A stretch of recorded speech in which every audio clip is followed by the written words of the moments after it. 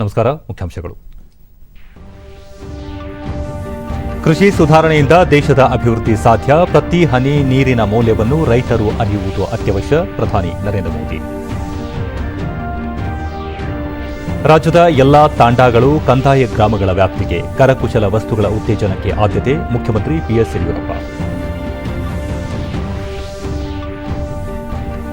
ಉತ್ತರಾಖಂಡದ ಚಮೋಲಿ ಜಿಲ್ಲೆಯ ತಪೋವನ ಹಿಮಸ್ಫೋಟ ವ್ಯಾಪ್ತಿಯಲ್ಲಿ ಮುಂದುವರಿಯದ ಕಾರ್ಯಾಚರಣೆ. ನಾಪತ್ತೆಯಾದ 165ಕ್ಕೂ ಹೆಚ್ಚು ಮಂದಿಯ ಶೋಧ ಕಾರ್ಯ. ಚೆನ್ನೈ ಕ್ರಿಕೆಟ್ ಟೆಸ್ಟ್ ಮೊದಲ ಇನ್ನಿಂಗ್ಸ್ನಲ್ಲಿ ಇಂಗ್ಲೆಂಡ್ 134 ರನ್ಗಳಿಗೆ ಆಲ್ಔಟ್. ಉತ್ತಮ ಸ್ಥಿತಿಯಲ್ಲಿ ಭಾರತ.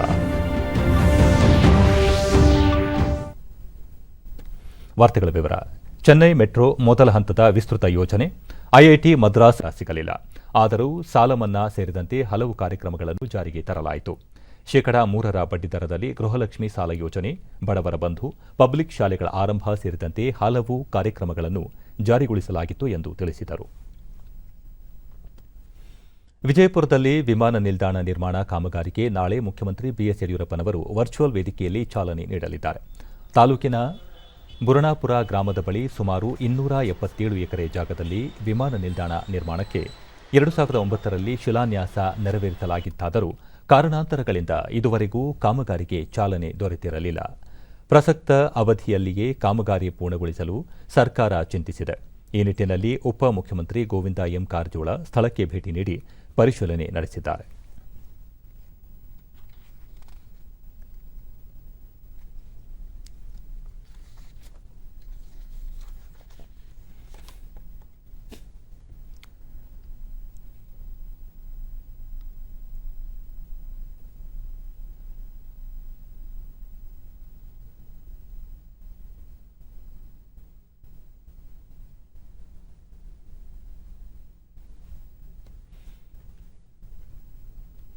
ರಾಜ್ಯದಲ್ಲಿ ಇಂದು ಹೊಸದಾಗಿ 414 ಕೋವಿಡ್ ಪ್ರಕರಣಗಳು ದೃಢಪಟ್ಟಿದ್ದು, ಇದರೊಂದಿಗೆ ಒಟ್ಟು ಸೋಂಕು ಪ್ರಕರಣಗಳ ಸಂಖ್ಯೆ 9,45,270ಕ್ಕೆ ಏರಿಕೆಯಾಗಿದೆ. ಇಂದು 486 ಮಂದಿ ಆಸ್ಪತ್ರೆಯಿಂದ ಬಿಡುಗಡೆಯಾಗಿದ್ದು, ಇದುವರೆಗೂ ಗುಣಮುಖರಾದವರ ಒಟ್ಟು ಸಂಖ್ಯೆ 9,27,150ಕ್ಕೆ ತಲುಪಿದೆ. ಇಂದು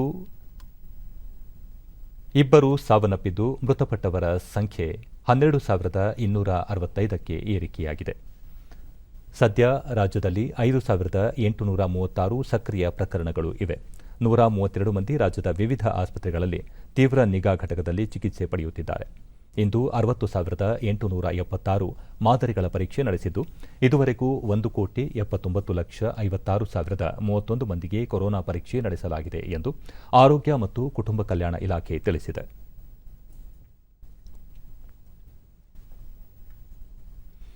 ಬೆಂಗಳೂರಿನಲ್ಲಿ ಇಂದು 241 ಮಂದಿಗೆ ಸೋಂಕು ತಗುಲಿದ್ದು, ಒಟ್ಟು ಸೋಂಕು ಪ್ರಕರಣಗಳ ಸಂಖ್ಯೆ 4,02,016ಕ್ಕೆ ಏರಿಕೆಯಾಗಿದೆ. ಇಂದು 266 ಮಂದಿ ಆಸ್ಪತ್ರೆಯಿಂದ ಬಿಡುಗಡೆಯಾಗಿದ್ದು, ಇದುವರೆಗೂ ಗುಣಮುಖರಾದವರ ಸಂಖ್ಯೆ 3,93,656ಕ್ಕೆ ಏರಿಕೆಯಾಗಿದೆ. ಸದ್ಯ 3,931 ಸಕ್ರಿಯ ಪ್ರಕರಣಗಳು ಇವೆ. ಬೆಂಗಳೂರಿನಲ್ಲಿ ಒಬ್ಬರು ಸಾವನ್ನಪ್ಪಿದ್ದು, ಇದುವರೆಗೂ ಒಟ್ಟು 4,428 ಮಂದಿ ಸಾವನ್ನಪ್ಪಿದ್ದಾರೆ.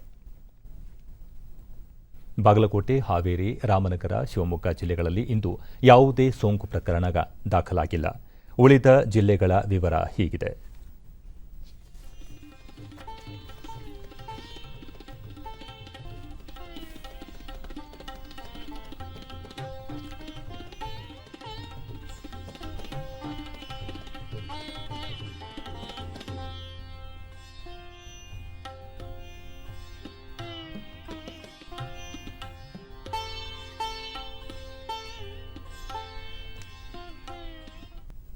ದೇಶದ ರಾಷ್ಟ್ರೀಯ ಹೆದ್ದಾರಿಯ ಎಲ್ಲಾ ಟೋಲ್ ಪ್ಲಾಜಾಗಳಲ್ಲಿ ಫಾಸ್ಟ್ಯಾಗ್ ಹೊಂದಿರುವುದನ್ನು ಕಡ್ಡಾಯ ಎಂದು ಕೇಂದ್ರ ರಸ್ತೆ ಮತ್ತು ಹೆದ್ದಾರಿ ಸಚಿವಾಲಯ ತನ್ನ ಪ್ರಕಟಣೆಯಲ್ಲಿ ತಿಳಿಸಿದೆ. 2008ರ ಕಾನೂನು ಅನುಸಾರ ಫಾಸ್ಟ್ಯಾಗ್ ಅಳವಡಿಸಿಕೊಳ್ಳದ ಅಥವಾ ಸಿಂಧುವಲದ ವಾಹನ ಈ ಮಾರ್ಗಗಳಲ್ಲಿ ಬಂದರೆ ಆಯಾ ಮಾರ್ಗಗಳಲ್ಲಿ ಅನ್ವಯವಾಗುವ ಶುಲ್ಕಕ್ಕೆ ದುಪ್ಪಟ್ಟು ಶುಲ್ಕ ಪಾವತಿಸಬೇಕಾಗುತ್ತದೆ ಎಂದು ತಿಳಿಸಿದೆ. ಈ ಫಾಸ್ಟ್ಯಾಗ್ ಅಳವಡಿಕೆಯಿಂದ ಪಾರದರ್ಶಕತೆ ತರುವ ಜೊತೆಗೆ ರಾಷ್ಟ್ರೀಯ ಟೋಲ್ಗಳಲ್ಲಿ ಕಾಯುವಿಕೆ ಸಮಯ ಮತ್ತು ಇಂಧನ ಬಳಕೆ ತಗ್ಗಿಸಲು ನೆರವಾಗಲಿದೆ ಎಂದು ತಿಳಿಸಿದೆ.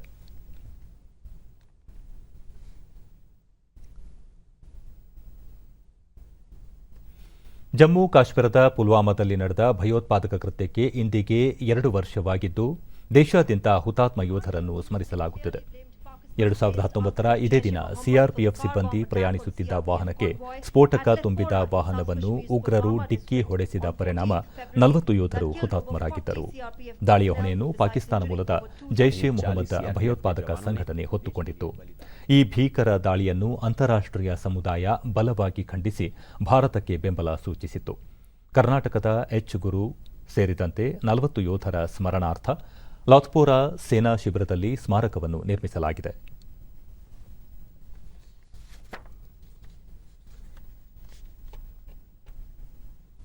ಕೇಂದ್ರ ಗೃಹ ಸಚಿವ ಅಮಿತ್ ಶಾ ಟ್ವೀಟ್ ಮಾಡಿದ್ದು, ಧೀರ ಹುತಾತ್ಮರ ಬಲಿದಾನ ಮರೆಯಲಾಗದು ಎಂದಿದ್ದಾರೆ.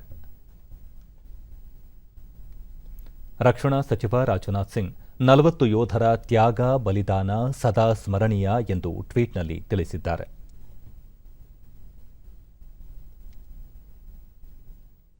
ಬಿಜೆಪಿ ಅಧ್ಯಕ್ಷ ಜೆಪಿ ನಡ್ಡಾ ದಾಳಿಯಲ್ಲಿ ಹುತಾತ್ಮರಾದ ಭಾರತ ಮಾತೆಯ ವೀರಪುತ್ರರಿಗೆ ಗೌರವ ಸಲ್ಲಿಸುತ್ತೇನೆ. ಅವರ ಅದಮ್ಯ ಧೈರ್ಯ ಮತ್ತು ಶೌರ್ಯ ಅನುಕರಣೀಯ ಎಂದು ಹೇಳಿದ್ದಾರೆ. ಉತ್ತರಾಖಂಡದ ಚಮೋಲಿ ಜಿಲ್ಲೆಯ ತಪೋವನದಲ್ಲಿ ಹಿಮಸ್ಫೋಟ ಸಂಭವಿಸಿದ ಸ್ಥಳದಲ್ಲಿ ಸಿಲುಕಿರುವವರನ್ನು ರಕ್ಷಿಸುವ ಕಾರ್ಯಾಚರಣೆ ಮುಂದುವರೆದಿದೆ. ಸುಮಾರು 25ರಿಂದ 35 ಮಂದಿ ಸುರಂಗದಲ್ಲಿ ಸಿಲುಕಿರುವ ಶಂಕೆ ಇದ್ದು, ಇಂದು ಬೆಳಗ್ಗೆ 11 ಮೃತದೇಹಗಳು ಪತ್ತೆಯಾಗಿವೆ. ಸತತ 7 ದಿನಗಳಿಂದ ಶೋಧ ಕಾರ್ಯ ನಡೆಯುತ್ತಿದ್ದು, ಈವರೆಗೆ 41 ದೇಹಗಳನ್ನು ಹೊರತೆಗೆಯಲಾಗಿದೆ. ಇನ್ನು 165 ಜನರು ಪತ್ತೆಯಾಗಬೇಕಿದೆ. ಆಧುನಿಕ ಹಾಗೂ ಅತ್ಯುನ್ನತ ಯಂತ್ರಗಳೊಂದಿಗೆ ಸುರಂಗವನ್ನು ಕೊರೆಯುವ ಕೆಲಸ ಮುಂದುವರೆದಿದೆ ಎಂದು ಅಧಿಕಾರಿ ಸ್ವಾತಿ ಭದೋರಿಯಾ ಮಾಹಿತಿ ನೀಡಿದ್ದಾರೆ.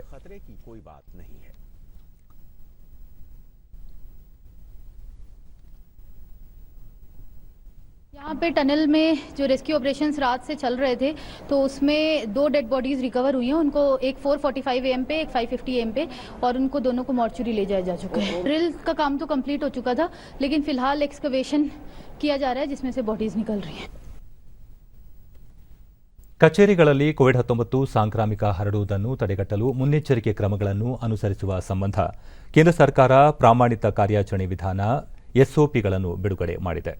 ಕಂಟೈನ್ಮೆಂಟ್ ವಲಯಗಳಲ್ಲಿರುವ ವೈದ್ಯಕೀಯ ಹಾಗೂ ಅಗತ್ಯ ಸೇವೆಗಳ ಕಚೇರಿ ಹೊರತುಪಡಿಸಿ ಉಳಿದ ಕಾರ್ಯಾಲಯಗಳನ್ನು ಮುಚ್ಚಬೇಕು ಎಂದು ಕೇಂದ್ರ ಆರೋಗ್ಯ ಮತ್ತು ಕುಟುಂಬ ಕಲ್ಯಾಣ ಸಚಿವಾಲಯ ಹೇಳಿದೆ.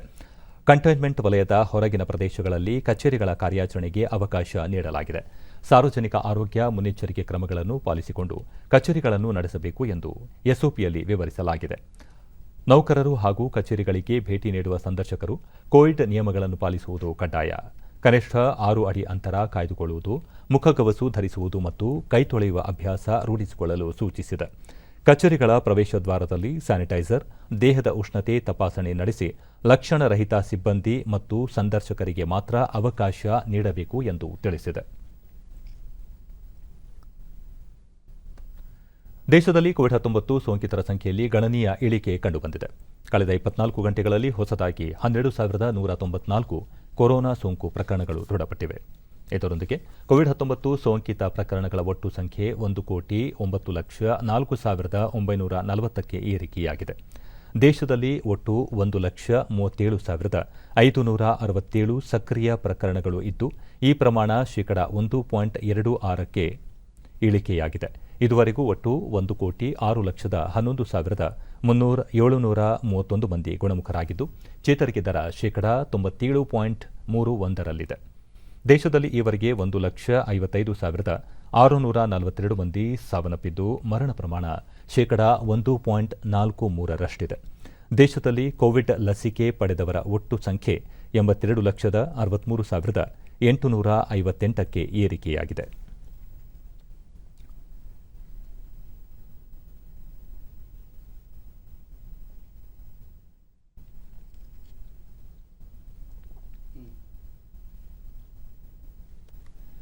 ಅನ್ನದಾನಕ್ಕಿಂತ ಮಿಗಿಲಾದ ದಾನ ಮತ್ತೊಂದಿಲ್ಲ ಎನ್ನುವುದು ಕನ್ನಡದಲ್ಲಿ ಜನಜನಿತ.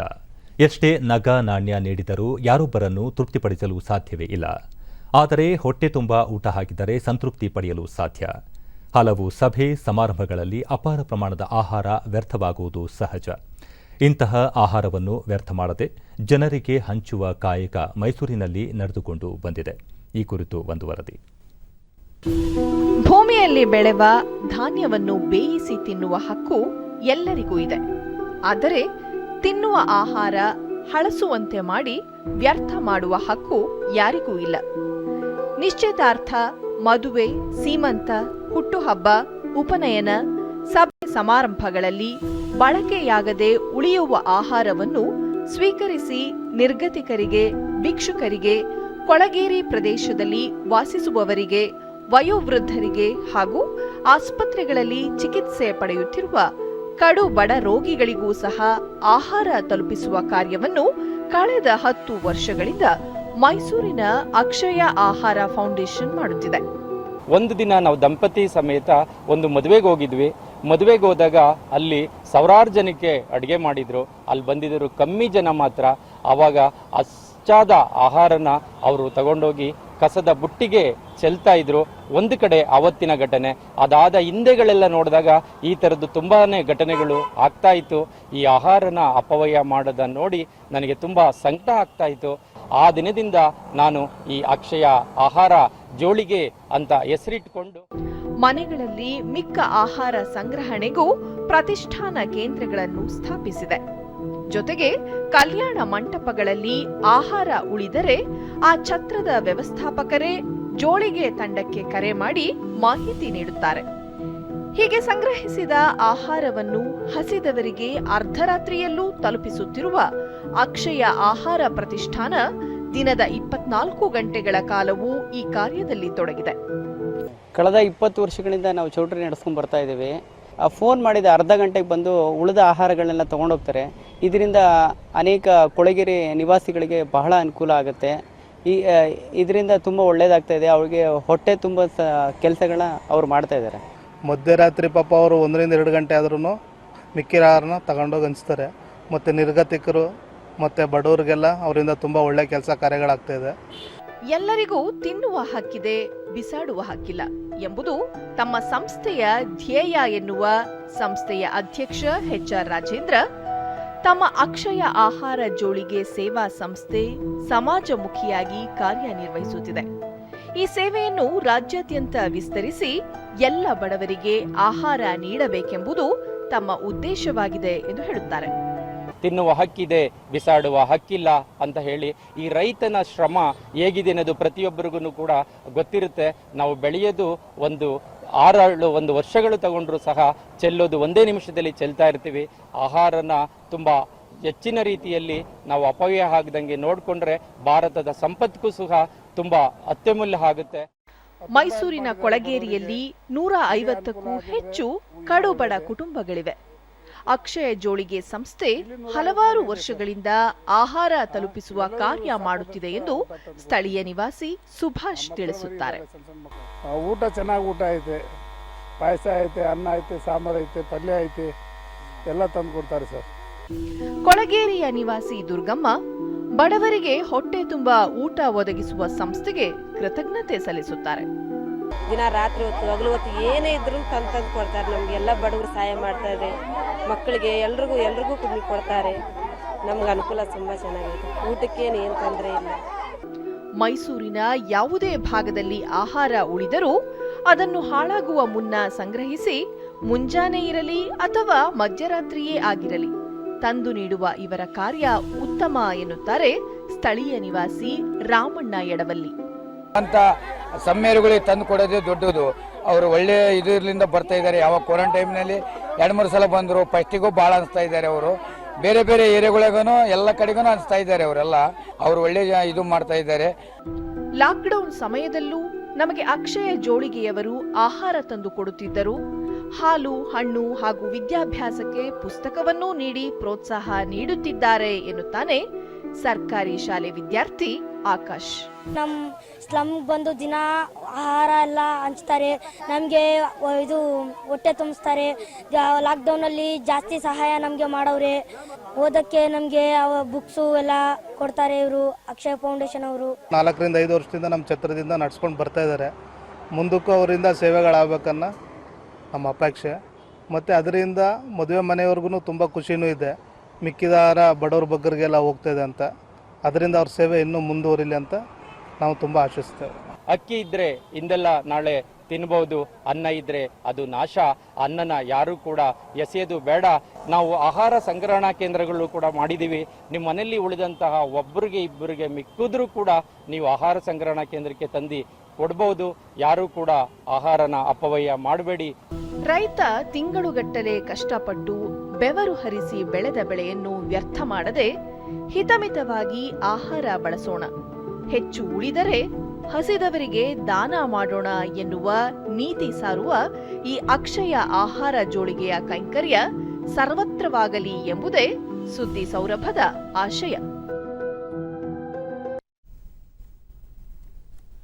ಒಂದೇ ಕೈಯನ್ನು ಬಳಸಿ ಅಕ್ಷರ ದೋಷವಿಲ್ಲದಂತೆ ಅಂದವಾಗಿ ಬರೆಯಲು ಕಷ್ಟಪಡುವಂತಹ ಅನೇಕರ ಮಧ್ಯೆ ರಾಯಚೂರು ಜಿಲ್ಲೆಯ ಗುಡೇಬಲ್ಲೂರು ಗ್ರಾಮದ ಕರ್ನಾಟಕ ವಿದ್ಯುತ್ ನಿಗಮದ ಸಿಬ್ಬಂದಿ ಬಸವರಾಜ್ ವಾಕಿಟಿಯವರು ಏಕಕಾಲದಲ್ಲಿ 2 ಕೈಗಳನ್ನು ಬಳಸಿ 4 ಭಾಷೆಗಳಲ್ಲಿ ಸುಂದರವಾಗಿ ಅಕ್ಷರ ದೋಷವಿಲ್ಲದಂತೆ ಬರೆಯುವ ಮೂಲಕ ಜನರ ಗಮನ ಸೆಳೆದಿದ್ದಾರೆ. ಶಾಲಾ ದಿನಗಳಿಂದಲೂ 2 ಕೈಗಳಿಂದ ಬರೆಯುವ ಹವ್ಯಾಸ ಬೆಳೆಸಿಕೊಂಡಿರುವ ಬಸವರಾಜ್ ಕನ್ನಡ, ತೆಲುಗು, ಹಿಂದಿ, ಇಂಗ್ಲಿಷ್ ಸೇರಿದಂತೆ ರೋಮನ್ ಅಂಕಿಗಳನ್ನು ಏಕಕಾಲದಲ್ಲಿ ಬರೆಯುವ ಮೂಲಕ 2020ರಲ್ಲಿ ಏಷ್ಯನ್ ಬುಕ್ ಆಫ್ ರೆಕಾರ್ಡ್ ಮತ್ತು ಇಂಡಿಯನ್ ವರ್ಲ್ಡ್ ರೆಕಾರ್ಡ್ಗೆ ಸೇರ್ಪಡೆಯಾಗಿದ್ದಾರೆ. ಇವರ ಈ ಸಾಧನೆಯನ್ನು ಪ್ರಶಂಸಿಸಿ ಹಲವು ಸಂಘ ಸಂಸ್ಥೆಗಳು ಪ್ರಶಸ್ತಿ, ಗೌರವಗಳನ್ನು ನೀಡುವ ಮೂಲಕ ಪ್ರೋತ್ಸಾಹಿಸುತ್ತಿವೆ. ಈ ವಿಶೇಷ ನೈಪುಣ್ಯತೆಯ ಮೂಲಕ ಮುಂದೆ ಗಿನ್ನಿಸ್ ದಾಖಲೆ ಮಾಡಬೇಕೆಂಬ ಬಯಕೆಯನ್ನು ಬಸವರಾಜ್ ಹೊಂದಿದ್ದಾರೆ. ನಾನು ಇದು 6ನೇ ತರಗತಿ ಇದ್ದವಾಗಿಂದ ಆಂಬ್ಯುಲೆನ್ಸ್ ಮೇಲೆ ಡಿಡಿ ನ್ಯೂಸ್ನೊಂದಿಗೆ ಬಸವರಾಜ್ ವಾಕಿತಿ ಬಾಲ್ಯದಿಂದಲೂ 2 ಕೈಗಳಿಂದ ಬರೆಯುವ ಹವ್ಯಾಸವನ್ನು ಬೆಳೆಸಿಕೊಂಡಿದ್ದೇನೆ. ನಿರಂತರ ಅಭ್ಯಾಸದಿಂದ 4 ಭಾಷೆಗಳಲ್ಲಿ ಸುಲಭವಾಗಿ ಬರೆಯುತ್ತೇನೆ. ಇದಕ್ಕೆ ಪೋಷಕರು ಮತ್ತು ಸ್ನೇಹಿತರ ಪ್ರೋತ್ಸಾಹವೇ ಕಾರಣ ಎಂದರು. ಒಂದೇ ಸತೆ ಬರೀತೀನಿ. ನನ್ನ ಜೊತೆಗಿದ್ದ ಫ್ರೆಂಡ್ಸ್ನು ನನಗೆ ಫುಲ್. ಚೆನ್ನೈನ ಚಪಾ ಕ್ರೀಡಾಂಗಣದಲ್ಲಿ ನಡೆಯುತ್ತಿರುವ ಭಾರತ ಮತ್ತು ಇಂಗ್ಲೆಂಡ್ ನಡುವಿನ 4 ಟೆಸ್ಟ್ ಪಂದ್ಯಗಳ ಸರಣಿಯ 2ನೇ ದಿನದಾಟದ ಅಂತ್ಯಕ್ಕೆ ಭಾರತ 2ನೇ ಇನ್ನಿಂಗ್ಸ್ನಲ್ಲಿ 1 ವಿಕೆಟ್ ನಷ್ಟಕ್ಕೆ 54 ರನ್ ಮಾಡಿದೆ. ರೋಹಿತ್ ಶರ್ಮಾ 25 ಹಾಗೂ ಚೇತೇಶ್ವರ ಪೂಜಾರ 7 ರನ್ ಗಳಿಸಿ 3ನೇ ದಿನವಾದ ನಾಳೆಗೆ ಆಟವನ್ನು ಕಾಯ್ದಿರಿಸಿದ್ದಾರೆ. ಭಾರತ ಒಟ್ಟಾರೆ 249 ರನ್ಗಳ ಮುನ್ನಡೆ ಸಾಧಿಸಿದೆ. ಇದಕ್ಕೂ ಮುನ್ನ ತನ್ನ ಮೊದಲ ಇನ್ನಿಂಗ್ಸ್ ಆರಂಭಿಸಿದ ಇಂಗ್ಲೆಂಡ್ ತಂಡ 134 ರನ್ಗಳಿಗೆ ಆಲ್ಔಟ್ ಆಗಿ 195 ರನ್ಗಳ ಹಿನ್ನಡೆ ಅನುಭವಿಸಿತ್ತು. ಭಾರತ ಪರ ರವಿಚಂದ್ರನ್ ಅಶ್ವಿನ್ 5, ಇಶಾಂತ್ ಶರ್ಮಾ ಹಾಗೂ ಅಕ್ಷರ್ ಪಟೇಲ್ ತಲಾ 2, ಮೊಹಮ್ಮದ್ ಸಿರಾಜ್ 1 ವಿಕೆಟ್ ಪಡೆದರು. ವಿಶ್ವ ಟೆಸ್ಟ್ ಚಾಂಪಿಯನ್ಶಿಪ್ನಲ್ಲಿ ಪಾಲ್ಗೊಳ್ಳಬೇಕಾದರೆ ಭಾರತಕ್ಕೆ ಈ ಪಂದ್ಯದ ಗೆಲುವು ಅನಿವಾರ್ಯವಾಗಿದೆ. ಈಗಾಗಲೇ 1-0 ಅಂತರದಿಂದ ಸರಣಿಯಲ್ಲಿ ಮುನ್ನಡೆ ಪಡೆದಿರುವ ಇಂಗ್ಲೆಂಡ್ ಈ ಪಂದ್ಯವನ್ನು ಗೆದ್ದು ಅಂತರವನ್ನು ಹೆಚ್ಚಿಸಿಕೊಳ್ಳುವ ತವಕದಲ್ಲಿ ಇದೆ. ಕೊನೆಯಲ್ಲಿ ಮತ್ತೊಮ್ಮೆ ಮುಖ್ಯಾಂಶಗಳು. ಕೃಷಿ ಸುಧಾರಣೆಯಿಂದ ದೇಶದ ಅಭಿವೃದ್ಧಿ ಸಾಧ್ಯ. ಪ್ರತಿ ಹನಿ ನೀರಿನ ಮೌಲ್ಯವನ್ನು ರೈತರು ಅರಿಯುವುದು ಅತ್ಯವಶ್ಯ. ಪ್ರಧಾನಿ ನರೇಂದ್ರ ಮೋದಿ. ರಾಜ್ಯದ ಎಲ್ಲಾ ತಾಂಡಾಗಳು ಕಂದಾಯ ಗ್ರಾಮಗಳ ವ್ಯಾಪ್ತಿಗೆ. ಕರಕುಶಲ ವಸ್ತುಗಳ ಉತ್ತೇಜನಕ್ಕೆ ಆದ್ಯತೆ. ಮುಖ್ಯಮಂತ್ರಿ ಬಿಎಸ್ ಯಡಿಯೂರಪ್ಪ. ಉತ್ತರಾಖಂಡದ ಚಮೋಲಿ ಜಿಲ್ಲೆಯ ತಪೋವನ ಹಿಮಸ್ಫೋಟ ವ್ಯಾಪ್ತಿಯಲ್ಲಿ ಮುಂದುವರಿದ ಕಾರ್ಯಾಚರಣೆ. ನಾಪತ್ತೆಯಾದ 165ಕ್ಕೂ ಹೆಚ್ಚು ಮಂದಿಯ ಶೋಧ ಕಾರ್ಯ. ಚೆನ್ನೈ ಕ್ರಿಕೆಟ್ ಟೆಸ್ಟ್ ಮೊದಲ ಇನ್ನಿಂಗ್ಸ್ನಲ್ಲಿ ಇಂಗ್ಲೆಂಡ್ 134 ರನ್ಗಳಿಗೆ ಆಲ್ಔಟ್. ಉತ್ತಮ ಸ್ಥಿತಿಯಲ್ಲಿ ಭಾರತ. ನಮ್ಮ ವಾರ್ತಾ ಪ್ರಸಾರವನ್ನು ನೀವು ಡಿಡಿ ಚಂದನ ನ್ಯೂಸ್ ಯೂಟ್ಯೂಬ್ ಚಾನೆಲ್ನಲ್ಲೂ ವೀಕ್ಷಿಸಬಹುದು.